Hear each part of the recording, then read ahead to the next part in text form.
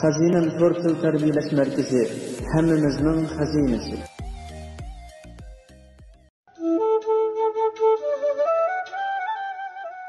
Bir kala hoyluda tügmen çörüvatqanda, to'satdan bir lalma it uningga mundaq debdi.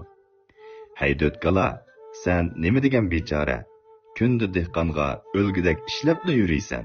Manga qaramamsan. Men kunda erkin azoda yuriyman. Sen umringning oxirigacha mendek naga borg'ing kelsa, shu yerga berib o'ynashning huzurini suralmay o'tib ketadigan bo'lding. Lalma itning gaplarini anglab, kalining bakmu achchiq ketdi va lalma itning toza bir adabini bermoqchi bo'lib qo'llabdi. Biroq it tez yugurgachga kala uni tutolmabdi. Kala toza achchiqini chiqaradigan yer topolmay turgan paytda dehqonning kichikgina o'g'li o'ynab o'tib kalining yeniga kelib qopdi. Kala dehqonning bolasini birni tepib yiqitib o'tibdi.